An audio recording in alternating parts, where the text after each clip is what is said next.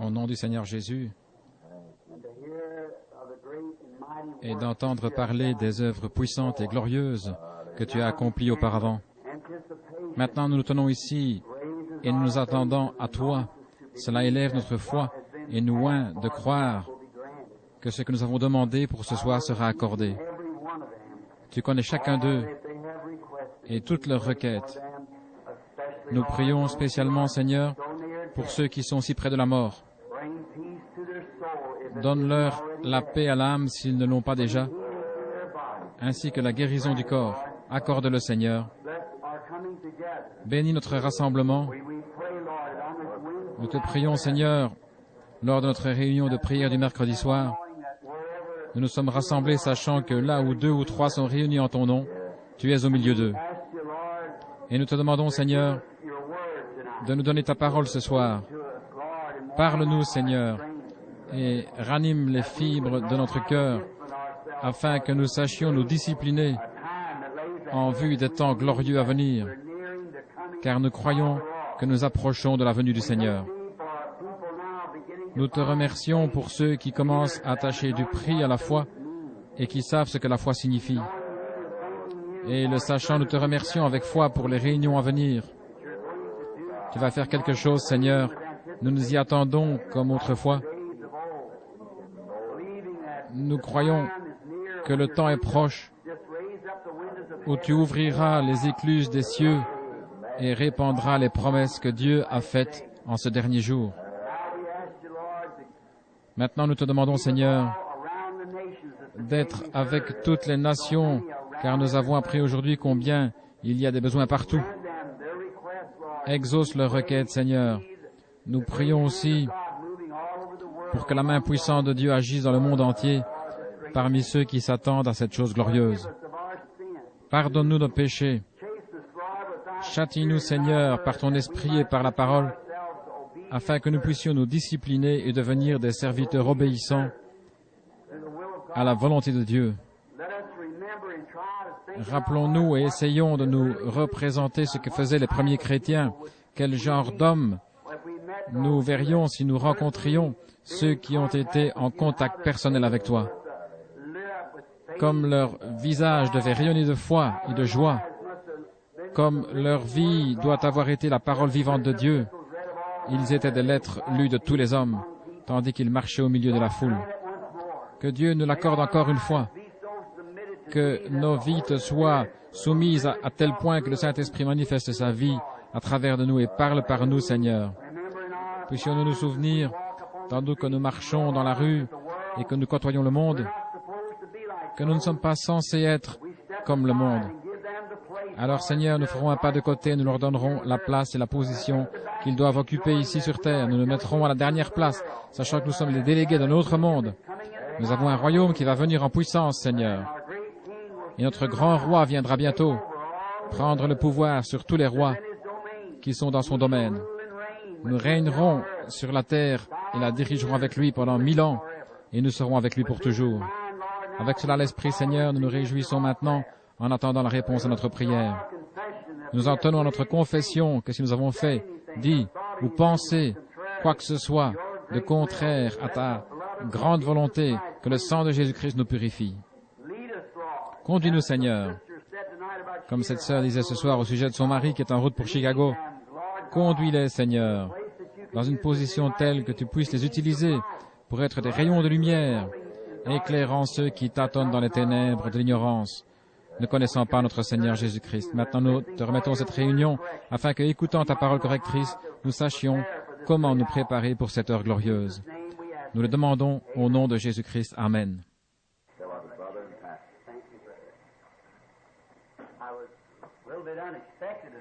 Je ne m'attendais pas à venir ici. J'étais à la maison et pourtant je ressentais une impression comme si je n'y étais pas. Il fallait que j'aille quelque part, c'était urgent. Je sentais que c'était mal de rester à la maison au lieu d'aller à la réunion de prière. Et je suis venu d'une manière inattendue. Inattendue autant de ma famille que de moi-même. Je n'ai fait qu'arriver et repartir. J'ai dit, je vais à la réunion de prière. Ma femme n'a même pas eu le temps de se préparer à venir car elle n'avait pas prévu que je viendrais. Je suis si heureux d'entendre le témoignage de cette sœur ici au sujet de cette lumière en Caroline du Nord ou du Sud, quelque part là-bas. N'était-ce pas à Greensville? Southern Pines. Frère Lee Vail était ici aujourd'hui. Je l'ai baptisé aujourd'hui au cours du baptême aujourd'hui, frère Lee Vail. Vous savez, l'un des ministres là-bas, le frère Thomas Parker. Je me souviens du temps où cette sœur était couverte d'une ombre. Sœur, ce fut une glorieuse confirmation. Le Saint-Esprit nous laisse parfois aller de l'avant pour tester notre foi, pour voir et tester la foi des autres. Quand vous dirigez vos regards vers quelque chose, que vous le voyez, que vous le dites, les autres regardent et ne voient rien. Ils disent qu'il n'y a rien, mais c'est là. Personne ne pouvait voir la lumière qui brillait sur Paul, mais elle était là. Personne n'avait vu la colombe descendre du ciel, ni la lumière se former et se tenir au-dessus de Jésus, si ce n'est Jean lui-même, mais c'était là. Vous voyez? De même, quand j'ai parlé plus tard de cette lumière semblable à une colonne de feu, personne ne voulait me croire. Mais maintenant, c'est l'œil mécanique de l'appareil photo qui l'a révélé. L'esprit du mal est un esprit de ténèbres. C'est comme si nos vies étaient couvertes d'une ombre. Si nos vies rencontrent la lumière du jour, nous marchons dans la lumière. C'est comme vous regardez dehors et que vous dites « je vois le soleil ». En plein jour, vous voyez seulement l'ombre du soleil, c'est la réflexion du soleil. Ce n'est pas le soleil lui-même, mais cela prouve qu'il y a un soleil. Cela nous en donne la preuve. C'est comme si je vous voyais là debout en train de parler. Cela signifie que vous êtes vivant. Mais ce n'est que l'ombre de la vie, car toute chose doit avoir de l'obscurité en soi pour pouvoir former une ombre. Il faut en effet que tout objet apparent possède en lui une certaine quantité d'obscurité et de lumière pour pouvoir donner une ombre. Il ne peut pas être entièrement sombre ni entièrement lumineux. S'il est obscur, tout est noir en lui. S'il est lumineux, il n'y a pas d'ombre. Il n'y a rien en lui qui puisse donner une ombre. Mais s'il y a un mélange d'obscurité et de lumière, cela produit une ombre. Vous reflétez une lumière qui vient d'ailleurs. Si vous êtes un chrétien, c'est votre ombre. Cela prouve qu'il y a une vie quelque part où vous ne pouvez mourir, parce que cette vie présente a la mort en elle. Mais ce n'est qu'une ombre, parce que vous êtes des êtres vivants et mobiles, ayant la capacité de voir, de penser, de se mouvoir, de parler, les 5 sens du corps. Cependant, vous savez que vous allez mourir. C'est ce qui cause tant de troubles. C'est pourquoi, vous savez, cette vie et cette mort mélangées ensemble, ce n'est qu'un reflet. Le physique doit mourir. Mais si vous reflétez par votre vie mortelle la lumière du ciel, alors vous reflétez la vie éternelle de Dieu. Alors quand vous mourrez, vous ne pouvez aller qu'à cette lumière, car c'est ce que vous avez reflété. Si vous êtes du monde des ténèbres, c'est lui que vous reflétez et vous ne pouvez aller nulle part ailleurs que vers les ténèbres. Nous sommes dans un reflet. Aussi sûr que le Saint-Esprit reflète la lumière et la vie, la mort reflète les ténèbres ici-bas devant Dieu. Vers la fin de la semaine, peut-être dimanche, nous aurons l'agrandissement d'une petite photo que vous pourrez fixer sur votre tableau d'affichage, là où vous mettez les photos. Je ne sais pas si vous l'avez remarqué. Il y a une semaine, j'étais en voyage missionnaire en Jamaïque. Alors vous savez que nous envoyons des bandes magnétiques dans le monde entier. Les 7 sceaux ont pénétré là-bas, en Jamaïque, jusque dans l'arrière-pays. Là-bas, derrière les montagnes bleues, c'est très primitif. Les indigènes ont parfois de ces vieux enregistreurs qu'on leur a donnés et qu'ils font remonter comme ces anciens gramophones à manivelle. Quand ils le font jouer, il faut tout le temps que quelqu'un aille le remonter. Le groupe où je suis allé avait un appareil fonctionnant sur une batterie de 6 volts ou quelque chose comme ça.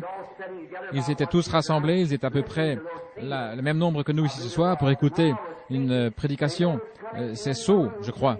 Et tandis que je parlais, ils remarquaient cette même colonne de feu qui entrait dans la salle, s'avançant vers l'enregistreur, et elle s'immobilisa au-dessus de lui. Ils allèrent chercher un appareil photo et photographièrent la même colonne de feu. Elle se tenait juste au-dessus de l'enregistreur. Nous allons faire agrandir cette photo et nous la mettrons au tableau là, afin que vous puissiez la voir. Nous sommes si reconnaissants à Dieu dont la grâce nous permet de venir en sa présence aujourd'hui.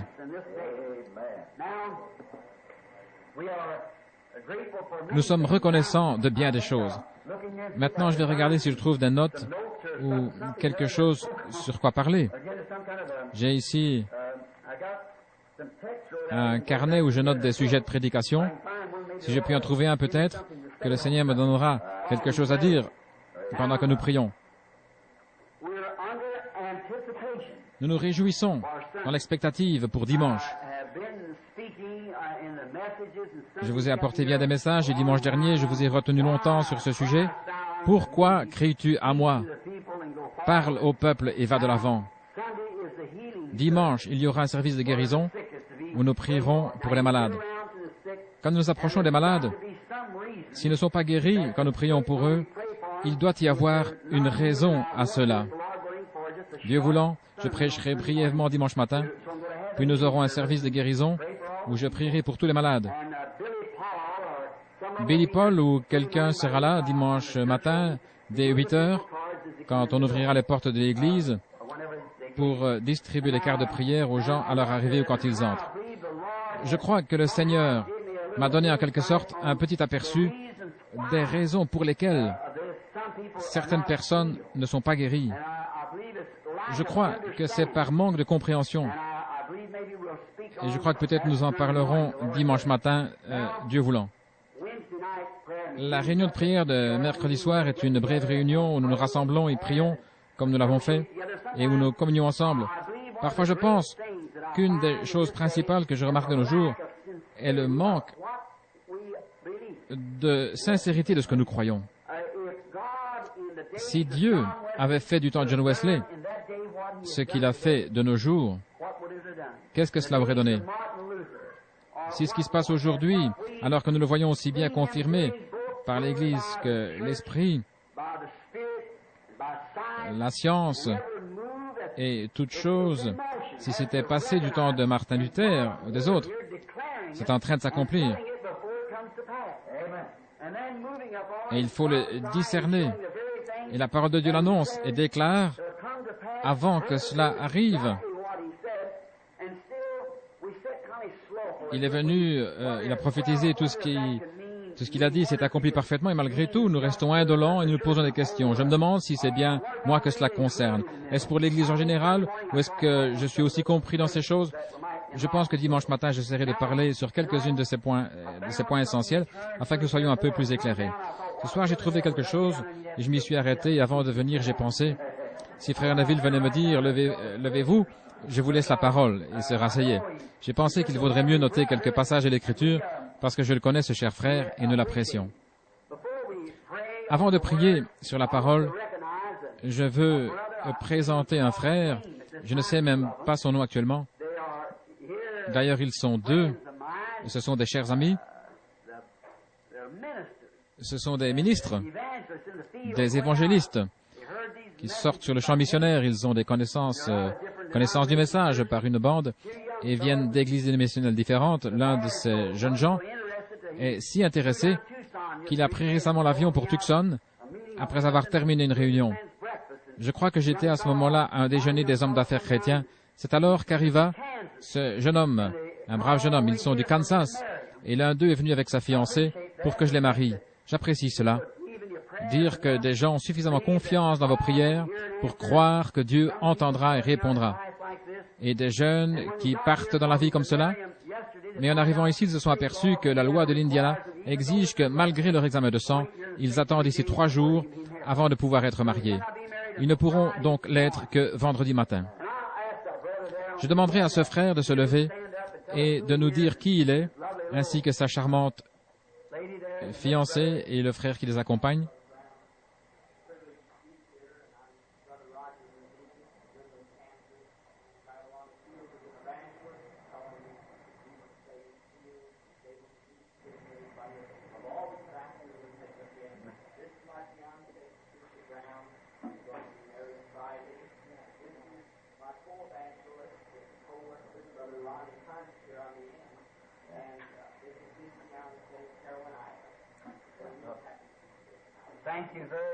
Merci beaucoup.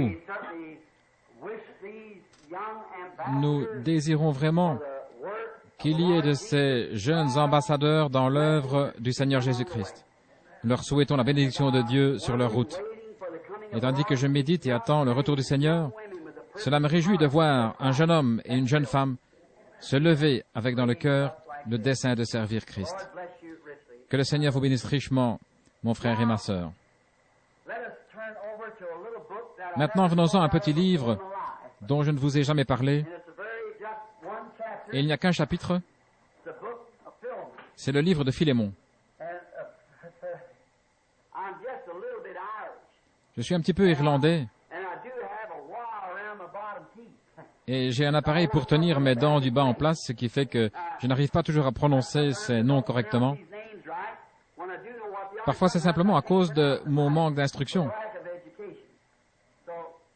Ainsi, Philémon, comme quelqu'un le dit là-bas, je crois que c'est la bonne prononciation. Maintenant, le premier verset, je n'en prendrai qu'un ou deux mots.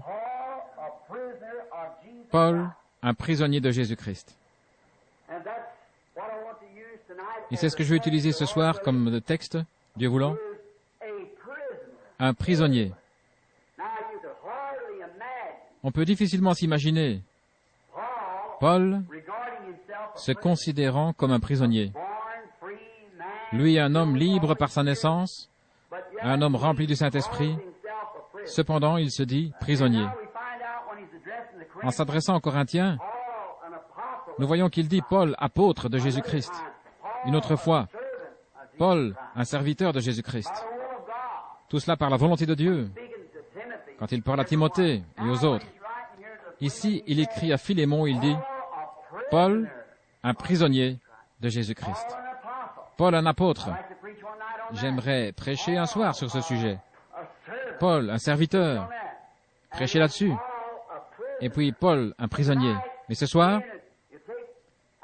étant donné qu'il faudrait des heures pour approfondir un seul de ces sujets, je prendrai celui-ci, Paul, le prisonnier. Mon sujet sera un prisonnier. Maintenant, courbons nos têtes un instant. Seigneur Jésus, tout homme peut feuilleter la Bible, mais seul le Saint-Esprit peut l'interpréter selon la lumière qu'elle doit recevoir. Nous lui demandons de venir et de nous aider à comprendre ceux à qui ça a été adressé. Paul était un grand prophète puissant et pourtant il se dit prisonnier. Que le Saint-Esprit nous le révèle tandis que nous attendons à lui. Au nom de Jésus-Christ. Amen. Maintenant, je peux imaginer Paul, quand il écrivit cette lettre à Philémon, alors qu'il était assis dans la prison, là, dans le cachot de cette ville, un prisonnier. Et par sa position, il savait bien ce que signifiait ce mot. Il était entouré de barreaux. Il ne pouvait être libéré que si quelqu'un le laissait partir libre, et il savait ce que ça voulait dire être prisonnier. Maintenant, je ne crois pas que l'apôtre voulait parler de son état présent, de son corps qui était enfermé là, dans cette prison. Je crois plutôt qu'il faisait allusion au fait que son être, son esprit, sa volonté était prisonnier de Jésus-Christ. Nous sommes tous nés avec un libre arbitre qui nous permet de prendre les décisions que nous voulons. Dieu a fait cela car il devait placer chaque homme sur la même base. Sinon, en donnant le libre arbitre au premier homme, il l'aurait placé sur une mauvaise base. Voyez, ce soir, nous sommes exactement comme Adam et Ève. Il n'y a pas de différence. Le bien et le mal sont devant chacun de nous. La vie et la mort, nous pouvons choisir. C'est à vous de le faire. Voyez, c'est ainsi que firent Adam et Ève. Mais ils firent le mauvais choix. Et en faisant cela, ils placèrent la race humaine tout entière sous la mort, sous la punition de la mort.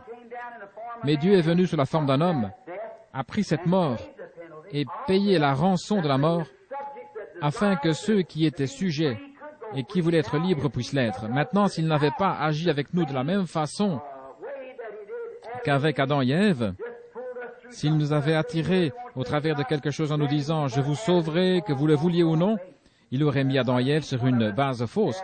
Mais chacun de nous doit choisir entre la mort et la vie. Nous devons le faire. Comme je viens de l'exprimer, votre vie démontrera exactement de quel côté vous êtes. Peu importe ce que vous en dites, vos actions de chaque jour révèlent ce que vous êtes. Vous connaissez ce vieux dicton? Votre vie parle si fort que je ne peux pas entendre votre témoignage. Vos actions parlent tout aussi fort. J'ai toujours approuvé le fait de crier, de sauter, mais j'ai toujours dit ne sautez pas plus haut que ce que vous vivez, car le monde vous observe, voyez. Vous devez sauter à la hauteur exacte de votre vie, car quelqu'un vous observe. Quand les gens ne veulent pas aller à l'église, il y en a beaucoup qui veulent tout simplement pas y aller. Et certains, il y a des gens sincères, mais ils voient tant de corruption dans l'église qu'ils ne veulent rien avoir à faire avec cela. Et bien souvent, nous pouvons que leur donner raison. On ne peut guère les blâmer quand on voit comment se conduisent ces gens qui se disent chrétiens. La plus grande pierre d'achoppement placée devant le monde, ce sont des hommes et des femmes qui se prétendent chrétiens et qui vivent autrement que ce qu'ils proclament. C'est exactement vrai. Pour ce qui est de la déception qu'il y aura le jour du jugement, les pécheurs tels que trafiquants d'alcool, joueurs, adultères, ne seront pas étonnés d'entendre la sentence qui les enverra dans le feu qui ne s'éteint point. Ils ne seront pas surpris, contrairement à celui qui essaye de se cacher derrière une confession religieuse ou une autre. C'est celui-là qui sera déçu au jour du jugement. Celui qui se dit chrétien et qui vit autrement. Il vaudrait mieux pour lui n'avoir jamais fait de profession de foi. Il aurait mieux fait de s'éloigner plutôt que de s'engager sans que sa vie soit conforme, car la plus grande pierre d'achoppement est celui qui professe être un chrétien, mais qui vit autrement. Ne jugez jamais votre vie d'après la puissance que vous avez de faire des miracles, ni d'après votre connaissance de la parole. Mais regardez toujours en arrière et faites l'inventaire des fruits que porte votre vie actuellement. J'ai prêché là-dessus il y a quelque temps, lors d'une rencontre des hommes d'affaires chrétiens à Phoenix, dans l'Arizona. J'ai prêché sur la vie chrétienne reflétant Jésus. J'ai dit que je suis né au Kentucky, où c'était très primitif, spécialement à l'époque de mon enfance. Et le petit garçon que j'étais n'avait jamais connu de demeure semblable à celle que nous avons ici, où toutes ces belles dames doivent tout le temps se regarder dans les miroirs qu'il y a partout dans la maison pour réajuster leur coiffure ou autre chose.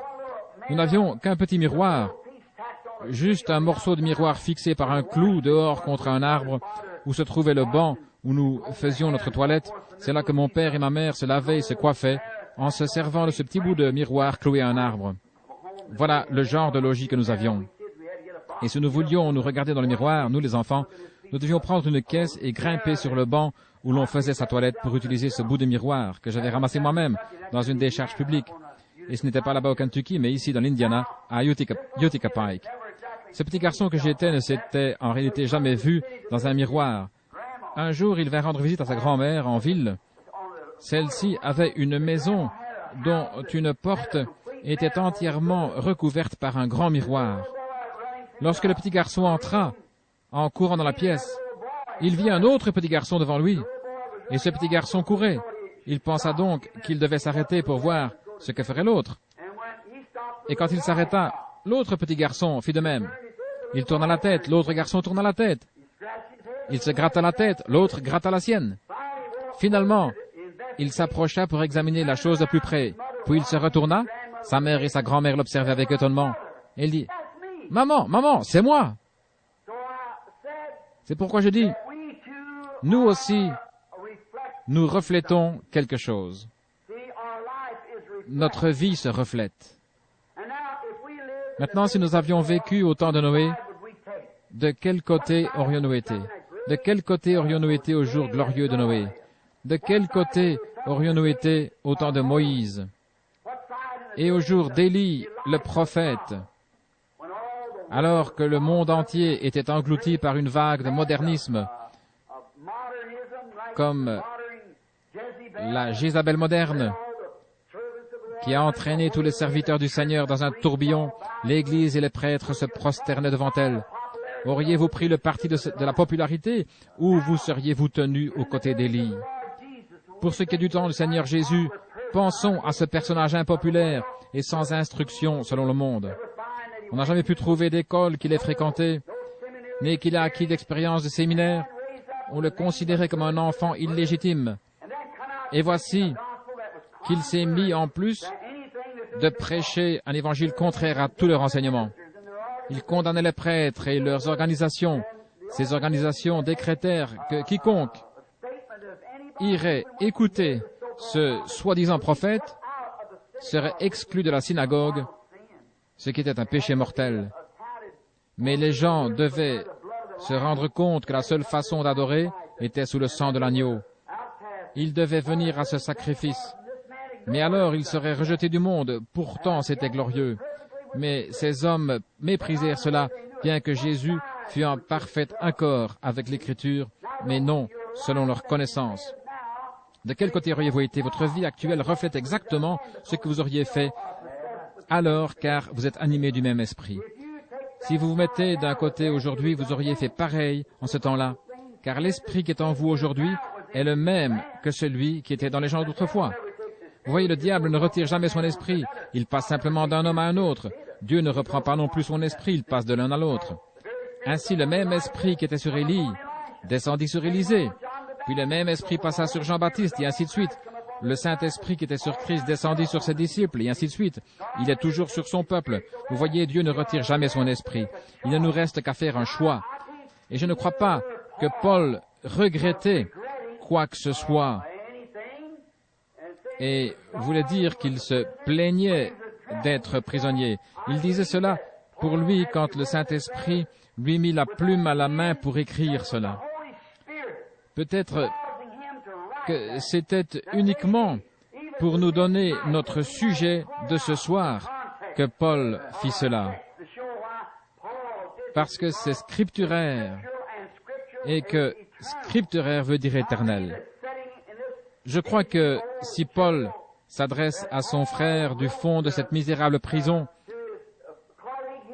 en lui disant qu'il était un prisonnier de Jésus-Christ, c'est aussi parce qu'il pouvait bien se représenter ce que cela signifiait en regardant simplement autour de lui. Il était en prison. Mais ce n'est pas de cela qu'il écrivait en écrivant à ce serviteur de Christ qui exerçait un ministère avec lui. Il voulait dire qu'il était prisonnier de la parole de Jésus-Christ, parce que Jésus-Christ est la parole. Paul avait été un grand érudit en son temps. Il avait eu de grandes ambitions.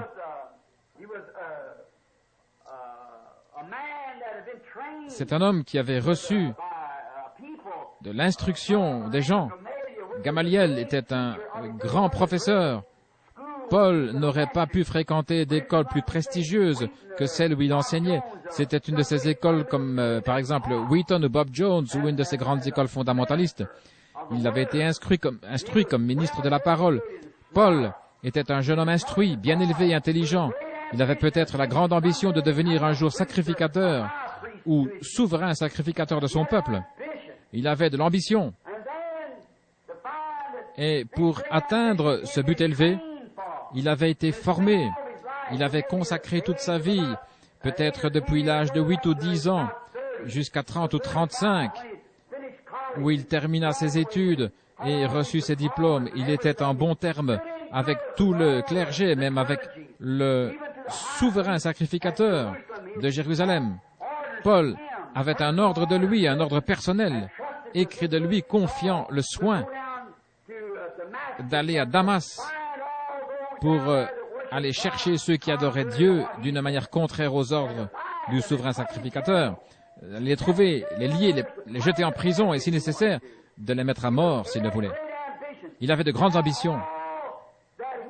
Mais tout ce qu'il avait appris, Dieu le lui enleva.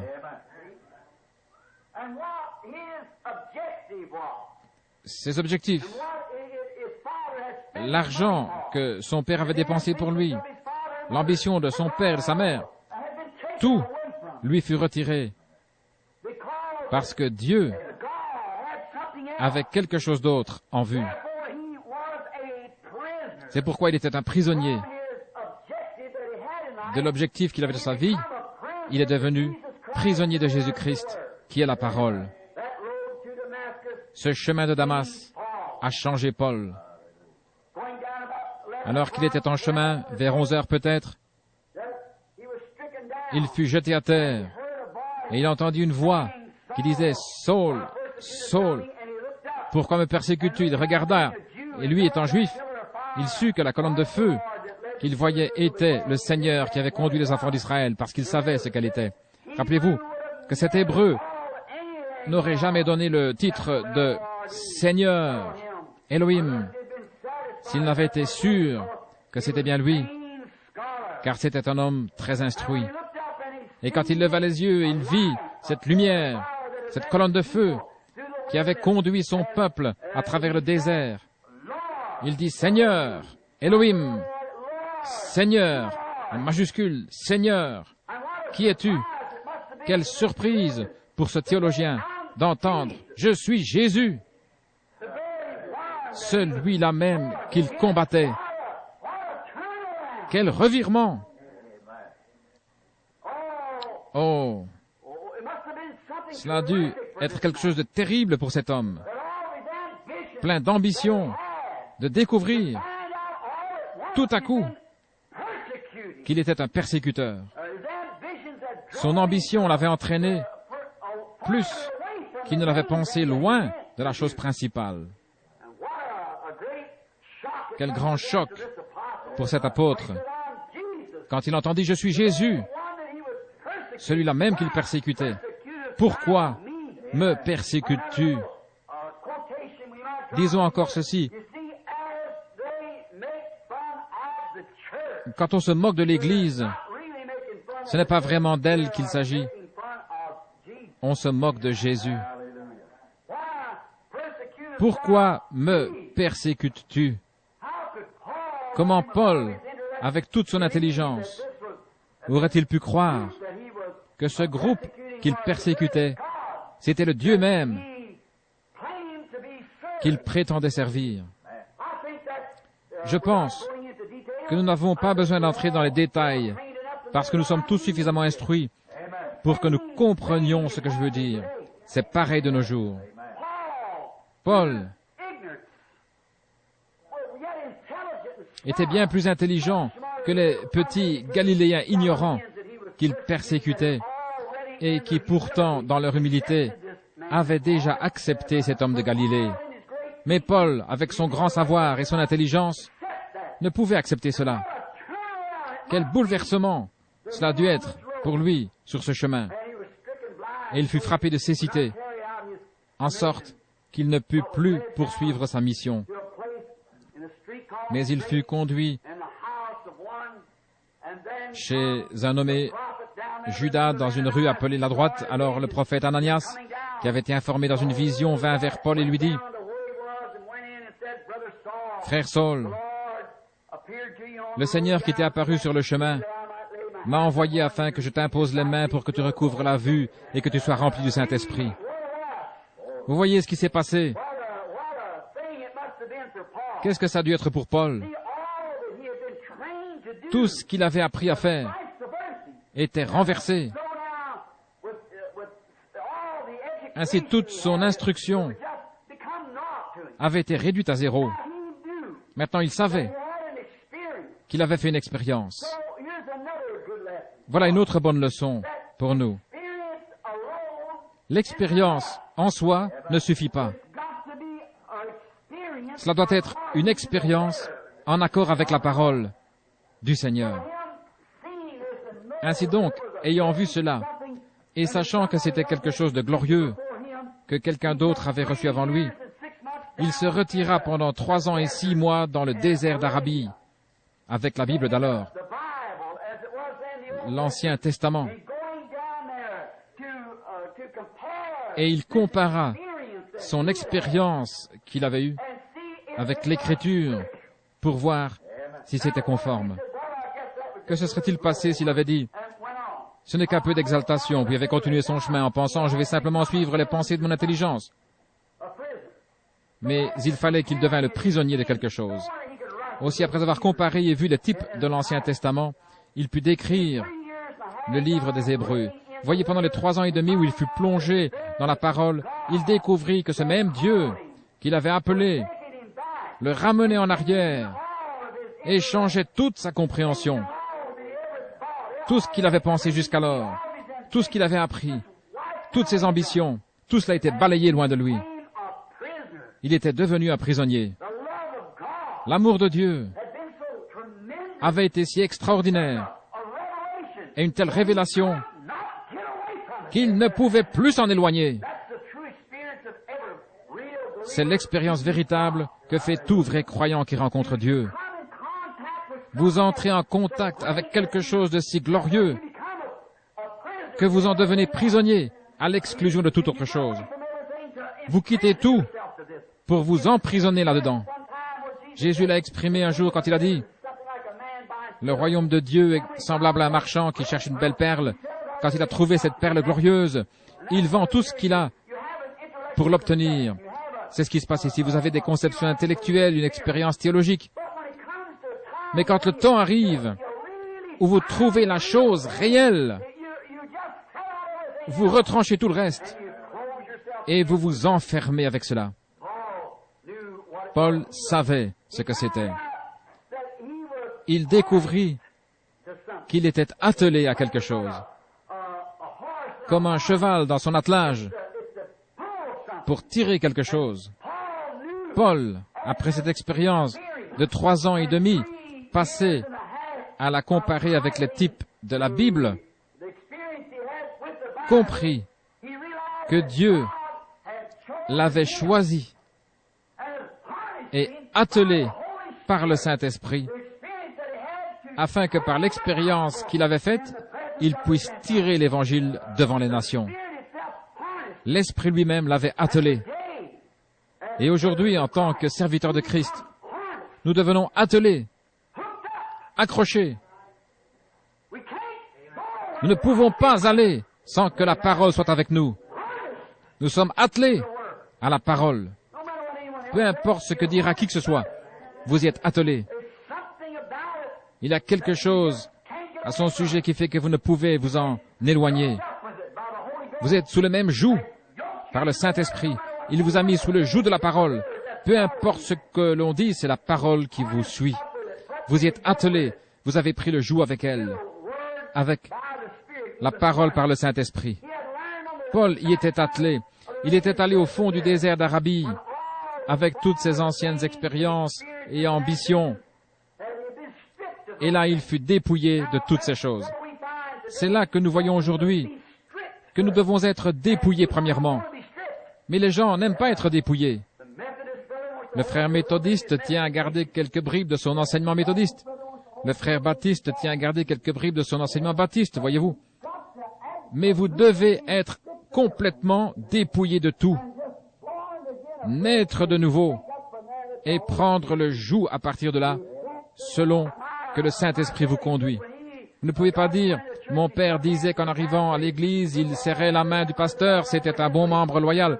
C'était peut-être bien pour sa génération. Mais nous sommes dans une autre génération, nous devons maintenant revenir au temps biblique. Pour notre époque, les ministres de Dieu étaient bien attelés eux aussi, mais ils sont entrés dans une autre dispensation. Et ils ont manqué de se dépouiller de leur vieux harnais pour en mettre un nouveau. Et c'est pareil aujourd'hui. Nous sommes sortis d'une ère dénominationnelle, comme nous l'avons prouvé par les âges de l'Église, la Bible, etc.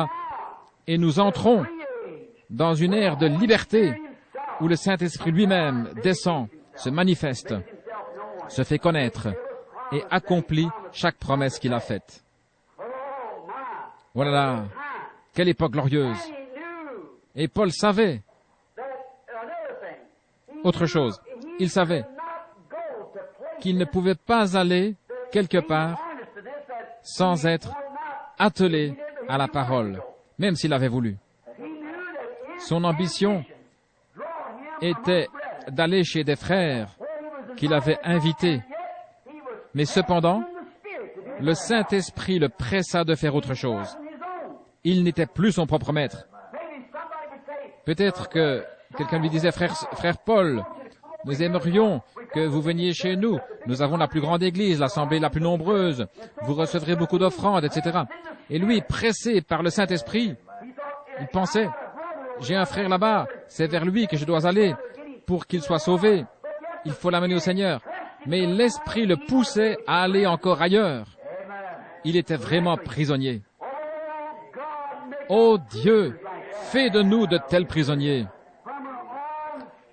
Libérés de nos ambitions égoïstes, de notre jugement personnel, de nos pensées que nous croyons être les meilleures afin de devenir des prisonniers de Jésus-Christ. Je crois que c'est glorieux de pouvoir déclarer « Je suis un prisonnier de Jésus-Christ ». Rappelez-vous qu'il est la parole. Quoi qu'on en pense, il est la parole.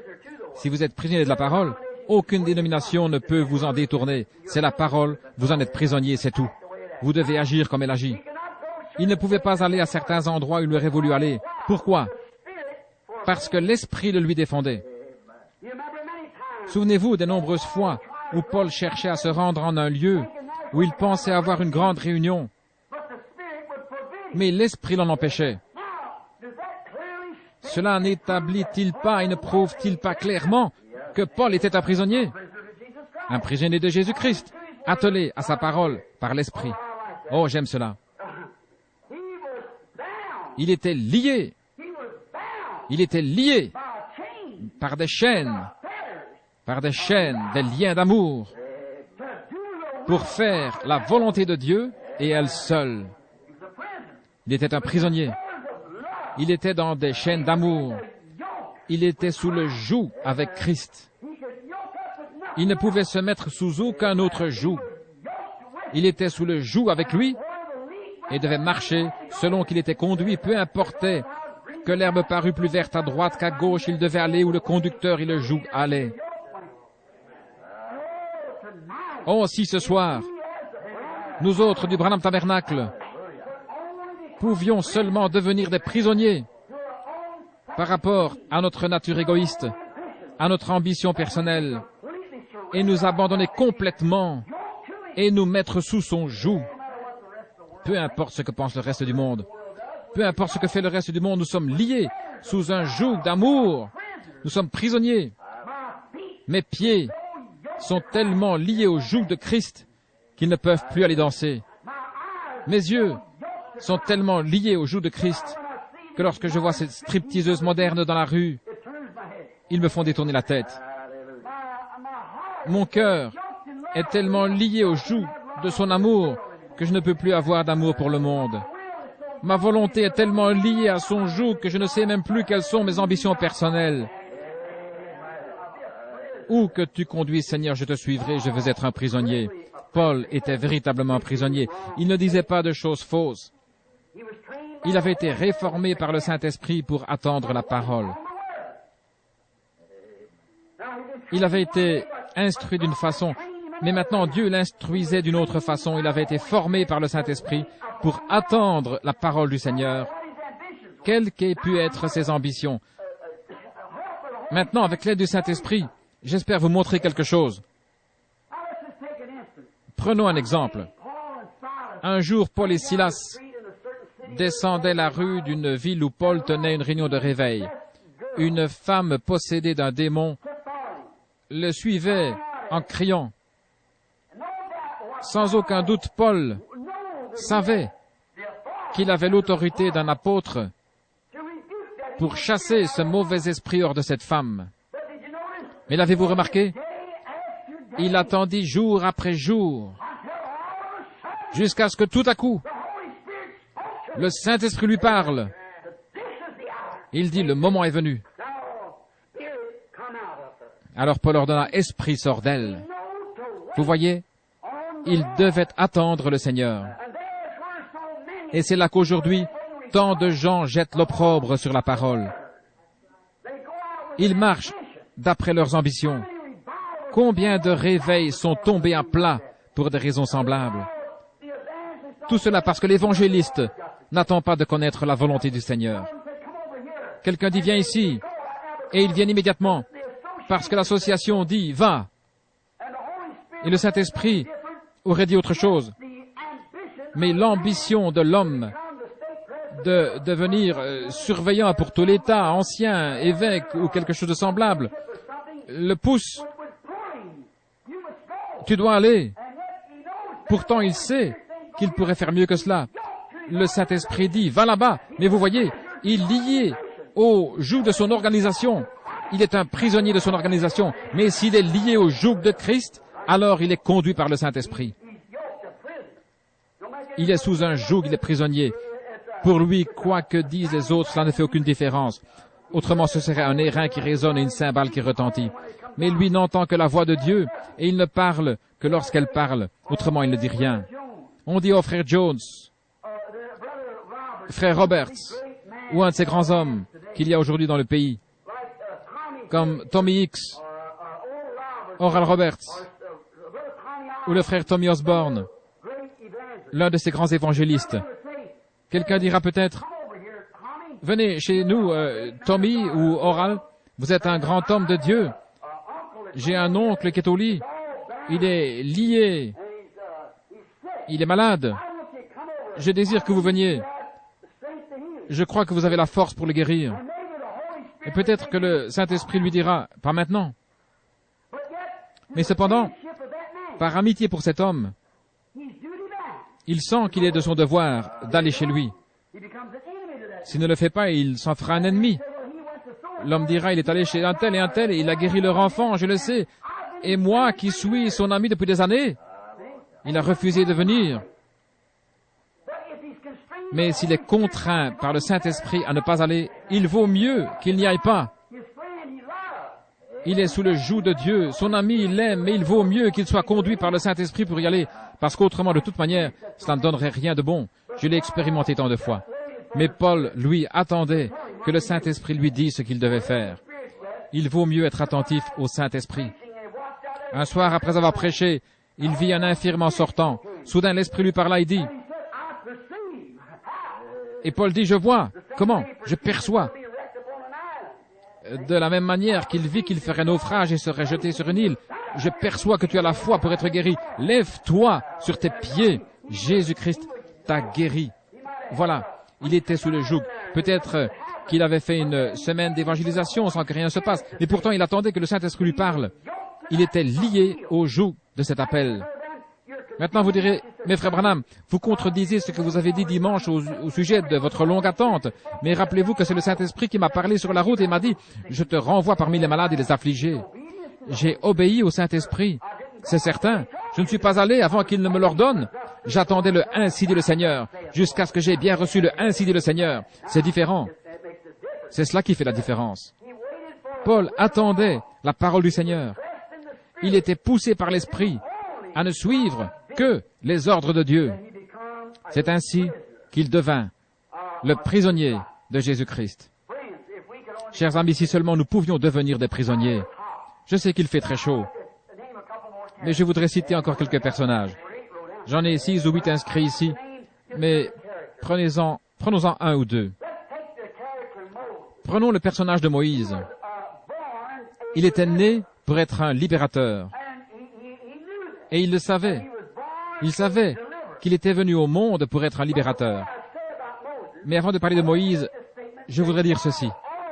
Tout homme qui veut le servir fidèlement, Dieu doit toujours en faire son prisonnier. Un homme doit abandonner toutes ses ambitions, tout ce qu'il a, tout, sa vie, son âme, son corps, sa volonté, ses ambitions et tout le reste, pour devenir complètement prisonnier de Christ, qui a la parole, pour servir Dieu. Il se peut que vous deviez marcher à l'opposé de ce que votre bon sens vous montre. Vous pensez peut-être que dans une certaine organisation, on pourrait vous élever et vous confier quelque chose d'important qui vous permettrait de briller.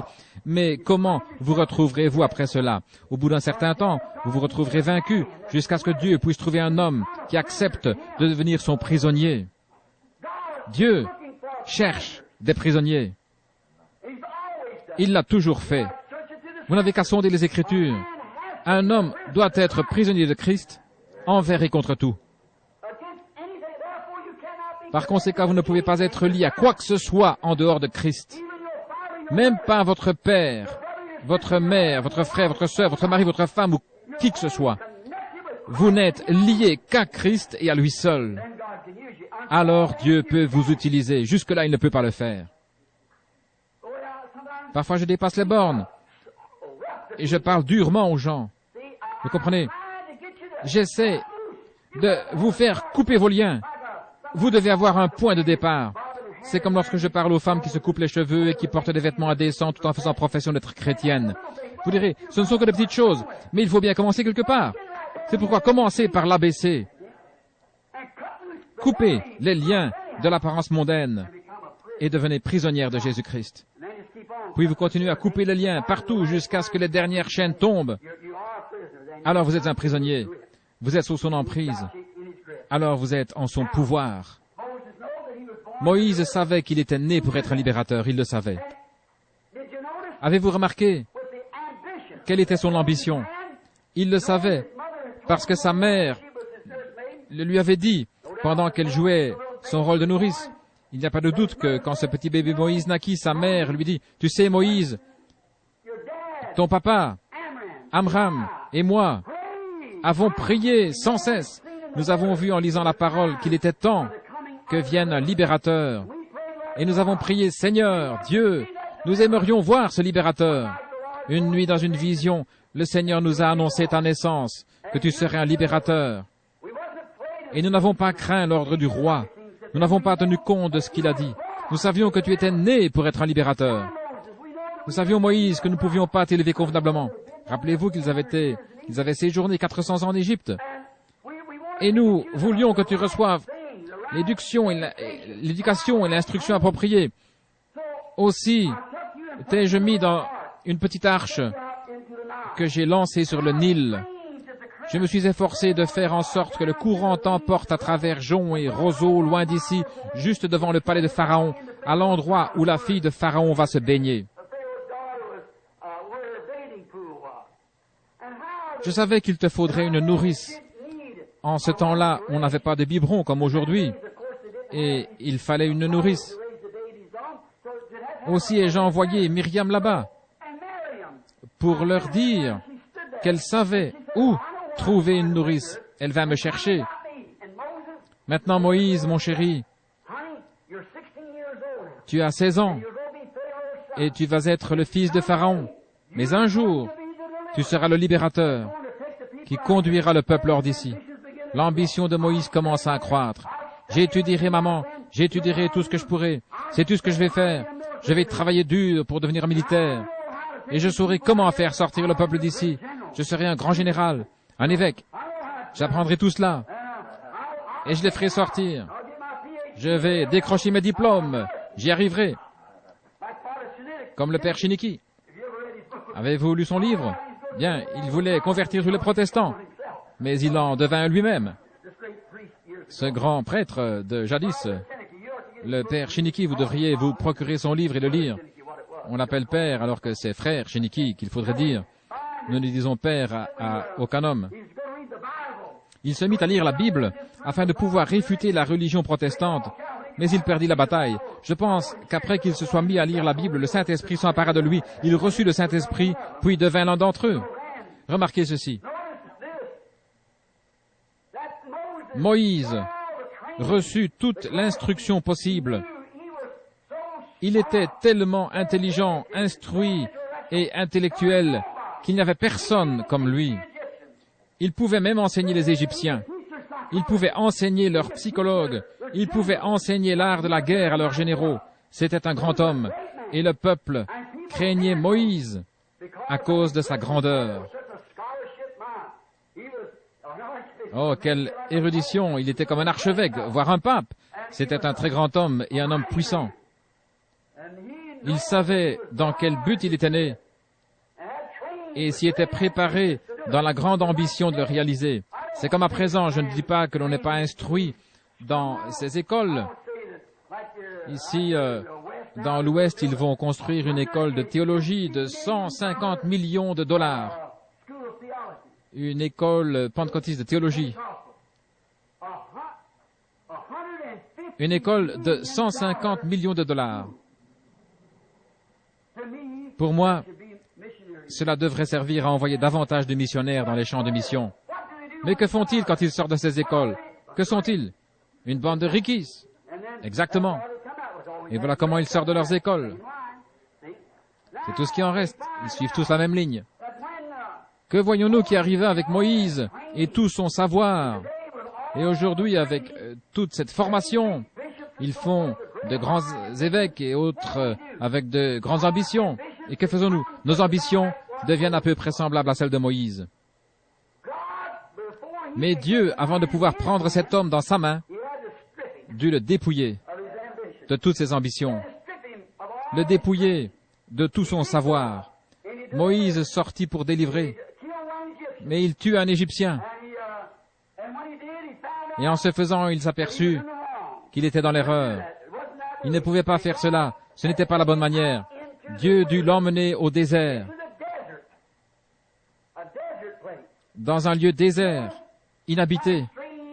L'avez-vous remarqué, c'est assez étrange, comment Dieu emmène au désert ceux pour lesquels il a un message. Il emmena Paul au désert pour l'enseigner, pour le former et lui montrer la signification de toutes ces grandes visions. Paul alla au désert. Il alla dans un certain désert et y demeura jusqu'à ce que Dieu lui eût révélé complètement ce qu'il devait faire. En son temps, Dieu envoya Moïse au désert pendant 40 ans et le dépouilla de toute sa théologie et de toutes ses ambitions. Oh, quel temps ce fut pour lui quand il regarda en arrière et se rendit compte de son échec. Et comme nous devrions faire la même chose ce soir, quand nous considérons nos ambitions. Pensez aux campagnes de guérison et voyez si le Seigneur n'a rien fait il y a quelques années pour rétablir la guérison des malades et tout le reste. Mais parce que les gens ne venaient plus dans leurs organisations, ils durent prendre des guérisseurs. Et qu'avons-nous fait? Considérons cette chose un instant. Nous avons fait la même chose que Moïse. Nous nous sommes efforcés de fabriquer une sorte de miracle. J'ai flairé une maladie, j'ai du sang sur la main. Nous fabriquons des miracles. Voyez? Et qu'en résulte-t-il? Cela créa de telles tensions chez certains hommes qu'ils craquèrent et finirent dans l'ivrognerie et la névrose. Leurs pensées s'étaient complètement détournées de l'objectif de la Pentecôte pour faire une organisation et des choses semblables. Voyez ce que nous avons fait. Nous avons tué un Égyptien. Et rien de plus, c'est vrai. Nous avons essayé, peiné, payé. Nous avons passé de longues nuits en réunion de prière, au point de n'avoir plus de voix. Tout cela pour essayer de fabriquer quelque chose, de gonfler le moteur ou quelque chose ainsi. Et nous avons découvert que c'était un échec complet. Nous avons besoin de retourner au désert. C'est vrai, parfaitement. Des conventions et des luttes. Pourquoi ne pas renoncer? C'est ce que nous devrions faire. Revenir en arrière et renoncer. Nous avons fait la même chose que Moïse. Cela n'a rien donné de bon. Au bout de 40 ans, il s'est retrouvé prisonnier de la parole de Dieu. Qu'avons-nous? Qu'essayons-nous de faire alors que la grande bénédiction est arrivée? Et ici se sont manifestées toutes ces choses glorieuses que Dieu nous avait annoncées. Comment nous devons naître de nouveau? Comment nous devons recevoir le Saint-Esprit? Nous devons être baptisés au nom du Seigneur Jésus-Christ et tout le reste. Voyez, les gens, au lieu de s'en tenir à la parole, d'y être attelés, qu'ont-ils fait? Ils se sont lancés dans leur propre théorie dénominationnelle qui était déjà une faillite et ont essayé de fabriquer quelque chose qui est l'apparence de la vérité. Oh, il vaut mieux que je m'arrête ici. Je suis sûr que vous avez assez de sagesse pour comprendre ce que je veux dire. Mais regardez ce que cela a fait. Réfléchissez-y. Qu'avons-nous maintenant, si ce n'est une nation pleine de gens organisés qui renient les Écritures de Dieu, qui disent que la vie du Saint-Esprit n'est que de la télépathie mentale, qui refusent l'accès à leurs églises, à ceux-là qui ne permettent pas de mentionner un seul mot au sujet de la semence du serpent, de la sécurité éternelle, de tout ce que le Saint-Esprit a révélé et prouvé comme étant la parole. J'ai lancé défi sur défi pour que l'on vienne me prouver que ce que je dis est faux. Mais qu'est-ce qu'ils possèdent? Le reste des gens ne possède rien de plus que Luther avait reçu, voyez. Tuer un Égyptien. Qu'est-ce que ça signifie? Peut-être qu'avec cela, un homme a arrêté de voler ou de tromper sa femme. Mais qu'avez-vous fait de lui à part cela? Un membre d'église. venez vous joindre à notre groupe. Voyez, cet homme mort et infect fut le seul résultat de 40 ans d'études. Un Égyptien mort qui gisait là, pourri, mort. C'est à peu près la même chose aujourd'hui. La seule chose qui reste de ce soi-disant réveil qui a franchi les océans est une poignée de membres d'Église pourrissants qui ne savent pas plus sur Dieu qu'un Hottentot sur les merveilles de l'Égypte.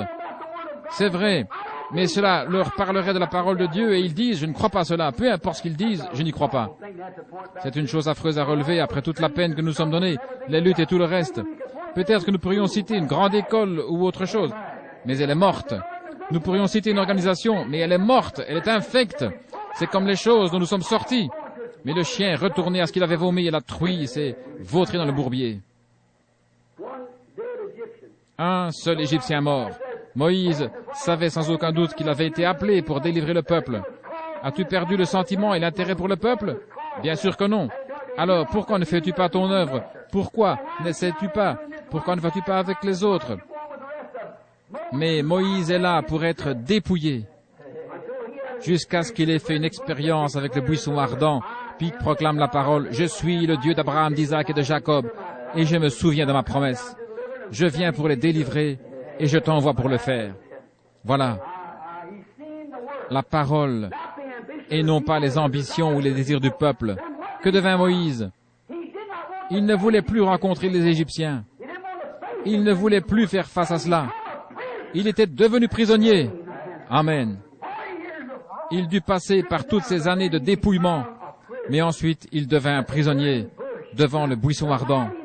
Ce grand Moïse, avec toute son intelligence. La Bible dit qu'en Égypte, Moïse était puissant en action et en parole. Mais voyez ce que fit ce grand théologien en présence du buisson ardent. Il confessa simplement son incapacité. Quand il saisit la véritable intention de Dieu, il confessa qu'il était incapable de l'accomplir, malgré qu'il ait reçu tout l'enseignement théologique qu'on ait pu lui donner. Il avait étudié dans les meilleures écoles. Mais voilà que devant la colonne de feu qui se tenait dans le buisson ardent, il ne put que dire « Je ne sais même pas parler ». Il dit « Seigneur, qui suis-je pour que tu envoies ?» « Ôte tes souliers, Moïse, je veux te parler. Prosterne-toi, ôte même tes souliers, tombe sur ta face, je veux te parler. » Moïse ne pouvait même pas parler. Finalement, il fut un prisonnier élu, un prophète élu, exactement comme Paul fut élu, lui aussi. Moïse avait été élu comme libérateur. Et alors finalement, Dieu fit de son élu son prisonnier. Oh, alléluia. Il ne pouvait agir que mu par la parole de Dieu. Qui dirais-je qui m'a envoyé? Je suis. Comment ferais-je? Je serai avec toi. Oui, Seigneur, comme tu veux, me voici. Voilà, il est un prisonnier. Il va à l'encontre de ce qu'il pensait être le meilleur. Il avait été initié au commandement d'une armée. À droite, droite. Char bien chargé. Lance en avant. Chargé, c'est ainsi qu'il allait vaincre. C'est ce qu'on lui avait appris. Mais il dit, qu'est-ce que je vais utiliser? Dieu lui dit, que tiens-tu dans ta main? Un bâton. Dieu agit parfois d'une manière tellement ridicule selon la pensée humaine. Moïse avait un bâton à la main, une longue barbe pendante. Il était âgé de 80 ans. Sa femme, assise sur une mule, tenait un enfant sur sa hanche. Il s'appuyait de ses vieux bras décharnés sur son bâton, mais il gardait la tête haute parce qu'il avait malgré tout le « Ainsi dit le Seigneur ». Il avait enfin fixé son ancre. Il était prisonnier. Je n'avance que quand la parole avance. Je ne parle que quand la parole parle. Où vas-tu? J'ai un ordre de mission. Je dois aller devant Pharaon, lui montrer avec ce bâton que c'est Dieu qui m'a envoyé. Que vas-tu faire ensuite? Dieu me montrera la suite quand j'aurai fait cela. Voilà. Je n'ai qu'une chose à faire. La première est de m'abandonner. De devenir un prisonnier. Ne pensez plus à vous ni à rien d'autre. Devenez un prisonnier. Moïse devint un prisonnier. Il avoua qu'il ne pouvait même plus parler. Finalement, Dieu l'avait bien en main, au point qu'il ne pouvait avancer sans que Dieu le pousse. Dieu lui donna la parole. Moïse savait que c'était la parole. Il se soumit à la parole et le Saint-Esprit, Dieu, attela Moïse à la volonté de Dieu. C'est exactement ce qu'il fit avec Paul. N'est-ce pas vrai? Il attela Paul, ce petit juif sarcastique au nez crochu. Paul était couvert de diplômes en théologie. Mais Dieu dit, je vais lui montrer ce qu'il va souffrir pour ma parole. Paul, assis là-bas, vit la parole et vit qu'elle était Jésus. Alors il leva les mains et fut attelé à lui. L'amour de Dieu l'attela à la parole. Il portera mon nom devant les nations. Il y a là. Moïse, je suis le Dieu de tes pères. Je suis le Dieu d'Abraham, d'Isaac et de Jacob. Je me suis souvenu de ma promesse et le moment de son accomplissement est proche. J'ai vu les souffrances de mon peuple. Je me souviens de ma promesse et je suis venu l'atteler. Je suis venu t'atteler. Dieu dit, tu sais ce que dit la parole, je t'ai appelé pour aller là-bas. Je t'ai attelé avec le pouvoir d'aller là-bas et de délivrer mon peuple. Prends ce bâton dans ta main comme témoignage, car tu as vu un miracle accompli par son moyen, comme David avec sa fronde. Moïse s'attela et alla. Dieu avait enfin un homme qui lui était soumis, lié à lui, attelé à lui, qui ne pouvait agir que mu par la parole de Dieu. Si seulement les hommes faisaient de même aujourd'hui. Le voilà son prisonnier, un prisonnier d'amour, attaché à Dieu par un joug d'amour, comme Paul qui était lui aussi attaché à Dieu par un joug d'amour. Tous deux avaient été instruits de la même manière. Moïse pour délivrer le peuple par la puissance militaire. Paul pour le libérer de la main des Romains par une grande force ecclésiastique dans le monde d'alors. Ils sortaient d'une grande école, celle de Gamaliel. Puis tous deux allèrent dans le désert. Et lorsqu'ils en revinrent, ils étaient des hommes différents. Tous deux virent la colonne de feu. Tous deux étaient prophètes. N'est-ce pas vrai? Tous deux étaient prophètes. Et la colonne de feu leur parla aux deux. C'est l'exacte vérité. Ils étaient venus pour apporter la délivrance. C'est vrai. Ils passèrent par le désert. Ils quittèrent leur foyer et allèrent au désert pour découvrir. Ils quittèrent leur peuple et tout pour trouver la volonté de Dieu. Ils avaient été formés d'une certaine manière. Dieu changea cela et les instruisit d'une autre manière. Ils étaient devenus totalement prisonniers, de sorte qu'ils n'agissaient plus comme ils le voulaient, mais comme Dieu le voulait. Il est le même, hier, aujourd'hui, éternellement. Avons-nous encore une dizaine de minutes? Je vais rapidement examiner un autre personnage. J'en vois un devant moi. Son nom est Joseph. C'était un fils élu. Il est un type parfait de Jésus-Christ. Il était né prophète. Jésus aussi est prophète. Il avait des visions. Et tout enfant, il se vit assis sur un trône, ses frères se prosternant devant lui. Mais, attention, il sentait confusément qu'il était un grand personnage. Et que dut faire Dieu? Il agit avec lui comme avec les autres. Car Moïse était un libérateur, Paul était aussi un libérateur, et maintenant Joseph, lui aussi fut un libérateur. Il sauva son peuple de la famine. Comment Dieu dut-il agir avec lui? Il le mit en prison. Tout droit en prison. C'est ainsi, oui, monsieur? Rappelez-vous qu'il fut vendu par ses frères à un Égyptien qui le revendit à Potiphar. Celui-ci lui donna un peu de liberté, mais c'est la première chose qui lui fut enlevée. Et le voilà en prison, pleurant, pleurant. Dieu devait le dépouiller. Mais remarquez, pendant tout le temps qu'il fut en prison, il put se souvenir de la vision qu'il avait eue de lui-même, assis sur un trône et de ses frères se prosternant devant lui, parce qu'il savait que cela arriverait, que son don venait de Dieu, et il savait que cela devait s'accomplir. Si nous pouvions seulement nous souvenir de ceci, que selon la parole de Dieu, dans ces derniers jours, Dieu va se constituer une église, un peuple, et que les choses qu'il a promises, il va les accomplir. Il a dit qu'il le ferait. Et nous vivons dans le temps avec la parole. Il s'efforce seulement de faire de nous de vrais prisonniers enchaînés à lui.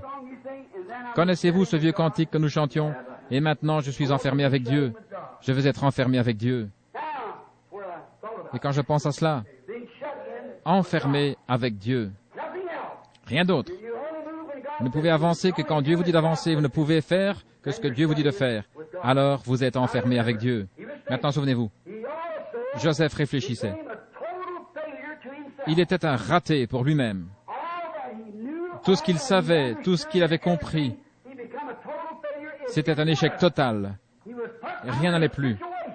Il en était arrivé au point où personne ne voulait plus l'écouter. Il était prisonnier. Voyez, il avait été mis dans une situation où les incrédules n'auraient pas cru. Voyez-vous ce que je veux dire? Son ministère était réduit à néant. Les gens détournaient la tête. Ils ne lui prêtaient aucune attention en prison. À quoi pouvait bien servir son ministère?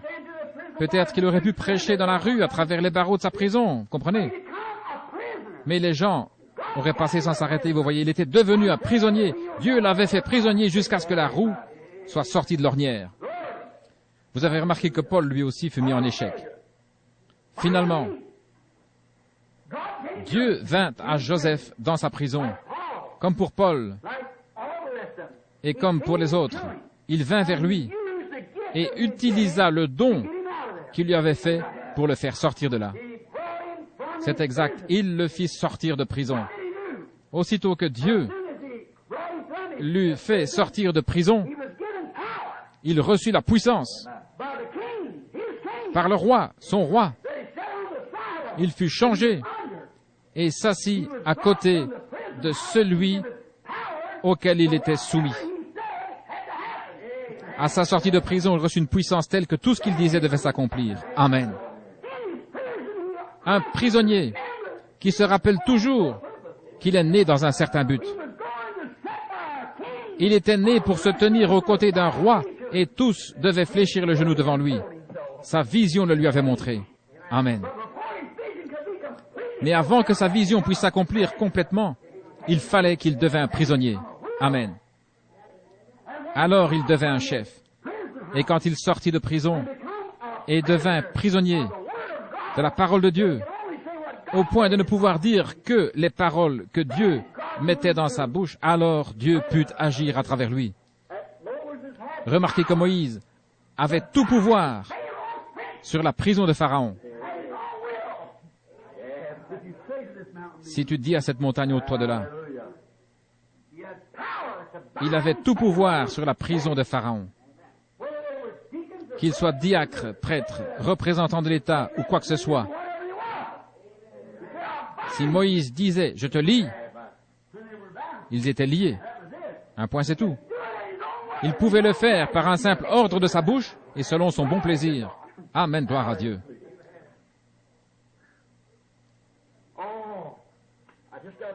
Oh, il ne me reste plus que 3 minutes si je veux tenir parole.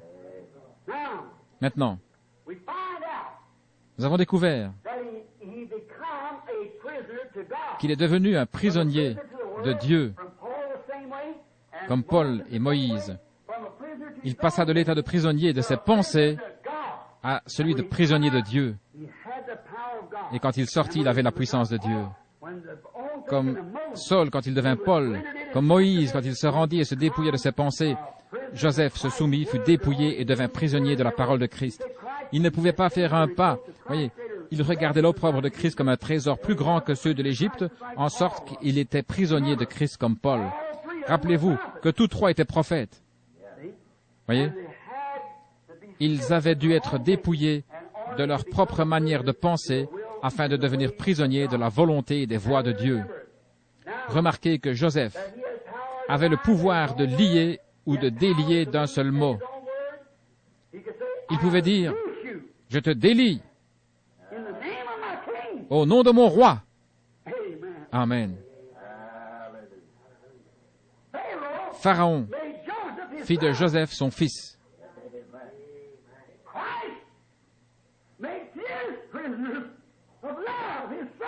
Christ fait de ses fils des prisonniers d'amour et il leur donne la puissance, la même que la sienne. Saint Jean 14,12. Celui qui croit en moi, voyez, fera aussi les œuvres que j'ai faites et il en fera de plus grandes. Maintenant, le prisonnier de l'amour de Christ est revêtu de puissance par son roi qui est Christ. Amen. Je vous le dis en vérité, si quelqu'un dit à ces montagnes, ôte-toi de là et jette-toi dans la mer, et s'il ne doute point en son cœur, mais croit que ce qu'il a dit arrive, il le verra s'accomplir. Si vous demeurez en moi et que ma parole demeure en vous, si vous êtes liés à moi, parce que lui et la parole sont un, au commencement était la parole était avec Dieu, et la parole a été faite chair et l'habitait parmi nous. Jésus-Christ est le même, hier, aujourd'hui, éternellement. Si vous demeurez en moi, et que mes paroles demeurent en vous, demandez ce que vous voudrez, ou dites ce que vous voudrez, et cela vous sera accordé. Il avait la puissance. Remarquez qu'avant sa libération, Joseph fut conduit dehors et rasé. Il fallait encore raser plusieurs choses avant qu'il puisse rencontrer son roi. Oh, quelquefois Dieu conduit son peuple dehors et rase quelques-unes de ses volontés propres. Il lui montre qu'il ne peut pas faire ce qu'il veut. Vous voyez ce que je veux dire? Il n'a pas la liberté de faire ce qu'il veut. Avant de recevoir les pleins pouvoirs et d'être esclaves d'amour de Christ, ils doivent d'abord être rasés et ensuite présentés. Parfois Dieu les emmène au désert pour les raser. Puis, il les fait sortir, les oints, pour accomplir le dessein auquel il les a destinés. Comprenez-vous ce que je veux dire? Frères, nous sommes au temps de la fin. Rappelez-vous ce qu'il a fait toutes les autres fois. Il a toujours dû prendre l'homme et en faire son prisonnier, lui faire abandonner ce qui venait de lui. Il devait abandonner tout ce qu'il savait, oublier toute son instruction, tout de manière à connaître la volonté de Dieu et à suivre Dieu. L'homme ne peut pas suivre ses propres voies et Dieu en même temps. Ces deux choses sont trop contraires l'une à l'autre. Vous ne pouvez aller en même temps à l'est et l'ouest. Vous ne pouvez en même temps aller à droite et à gauche. Vous ne pouvez faire à la fois ce qui est juste et ce qui est faux.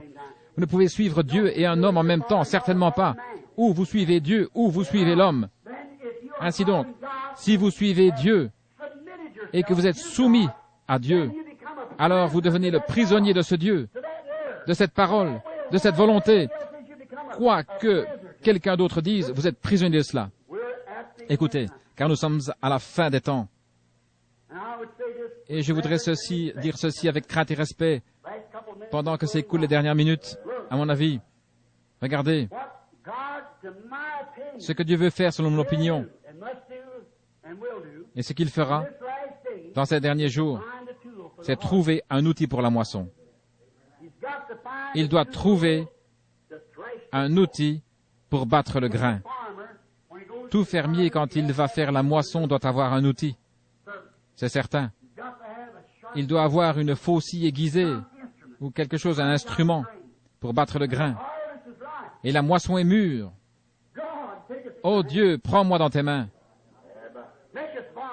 Fais de nous des esclaves de ton amour. Utilise-nous comme des outils sur cette terre de péché, terre maudite sur laquelle nous vivons aujourd'hui comme des instruments destinés à lui manifester que Jésus est le même hier, aujourd'hui, éternellement. En ce qui me concerne, ô Dieu, fais de moi un prisonnier. Même si tous mes frères me rejettent, même si tous mes amis me rejettent, je veux être un prisonnier de Jésus-Christ et de sa parole, afin d'être attelé à sa parole par le Saint-Esprit, pour voir le Saint-Esprit confirmer la parole de Dieu par les choses mêmes qu'il a dit qui seraient faites.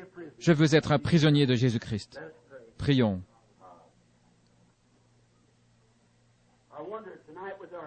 Je me demande ce soir, avec la tête inclinée, si cette ambition que nous avons d'être quelque chose d'autre, ou peut-être quelque chose que nous pouvons considérer comme égoïste, je me demande si nous ne pourrions pas abandonner cela.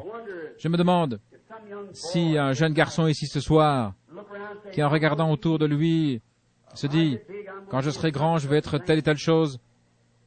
Je me demande si vous ne pourriez pas sentir la volonté de Dieu entrer dans votre vie et dire, non, non, non, j'ai perdu mes ambitions maintenant. Ces derniers jours, le Saint-Esprit m'a parlé. Je veux m'abandonner à Dieu et devenir un instrument pour battre le grain dans ces derniers jours. jeune fille qui avait peut-être l'ambition de devenir un jour une belle dame ou une grande beauté, ou peut-être même faire une carrière à Hollywood. Je me demande si vous ne voudriez pas abandonner vos ambitions en présence de Dieu et de sa parole et entendre l'appel de Dieu dans votre propre vie. Dieu sait qui vous êtes. Je me demande s'il y a un ministre, un serviteur de Dieu ou quelqu'un qui travaille dans l'Église. Je ne viens ici que de temps en temps et je ne connais pas le tiers des gens qui sont ici ce soir. J'en connais qu'une poignée. Mais je me demande s'il se trouverait ici une personne qui serait d'accord de dire, peu importe ce qu'on dit, maintenant je suis l'esclave de Dieu, je prêcherai sa parole envers et contre tout. Tant pis si mon organisation me met dehors. Je resterai avec cette parole. C'est ce que je vais faire. Ma volonté est la volonté de Dieu. Je vais être un prisonnier de Jésus-Christ. Par sa grâce et avec son aide, je le ferai. Pensez à cela pendant que nous demeurons la tête inclinée. Combien a cette ambition ce soir? Veuillez lever la main. Je lève aussi la mienne. J'abandonne tout. La tête inclinée maintenant. Chantons lentement pendant que vous y pensez.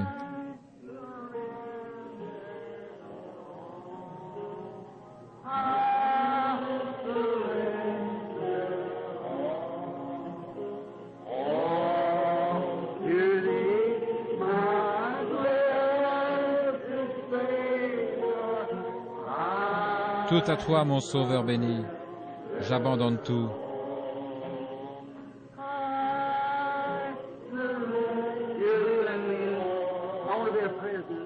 Pensez-vous cela sérieusement?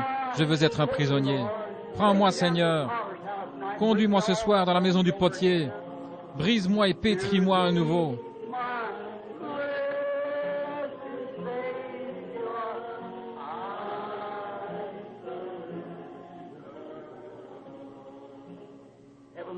Père céleste,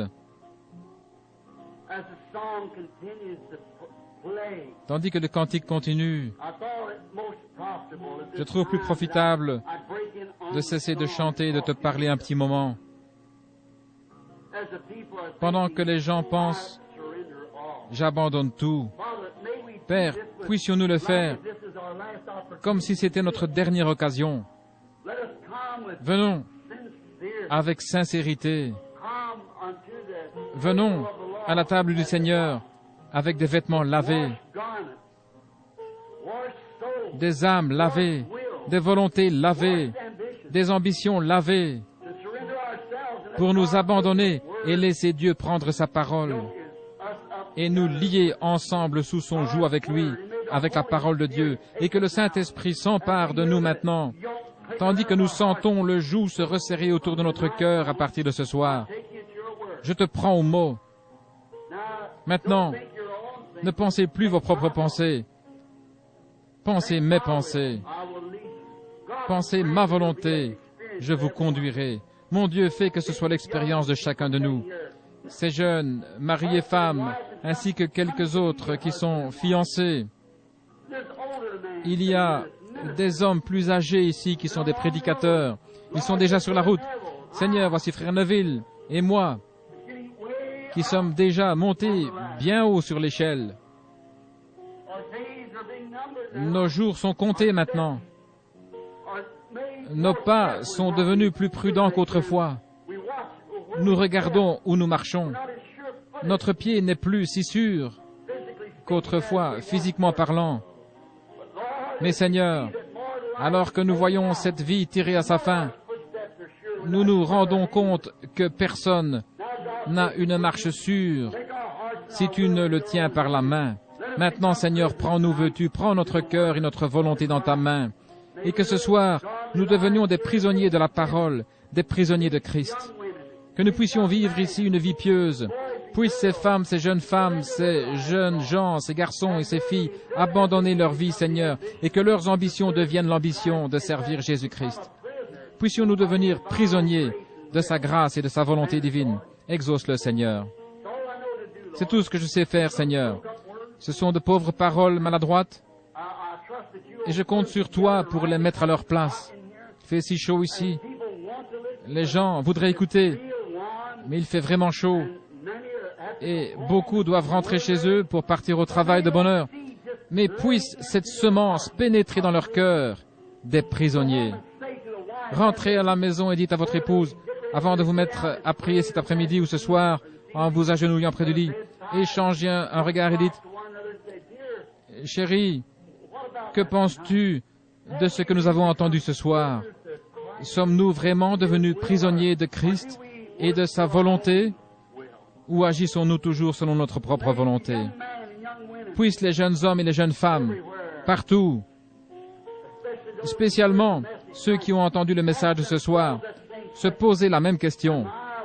Est-ce que je désire devenir un prisonnier, abandonner ma propre vie? Celui qui voudra sauver sa vie la perdra. Mais celui qui la perdra à cause de moi la trouvera. Père, nous savons ce que cela signifie devenir ton prisonnier. Délie-nous de nos ambitions personnelles et de nos désirs personnels pour découvrir les tiens. Accorde-le, Seigneur, nous aurons alors la vie éternelle. La seule chose que je puisse faire est de tout mettre entre tes mains et que cela fructifie et produise de glorieux outils pour la moisson du dernier jour.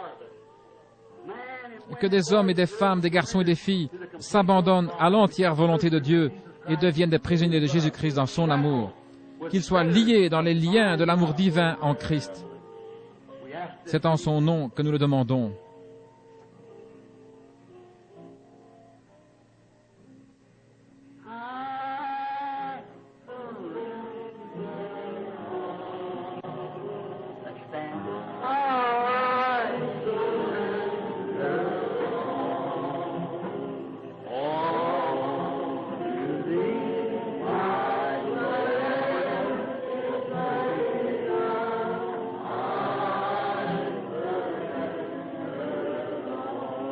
Say that again with her eyes closed and her hands up.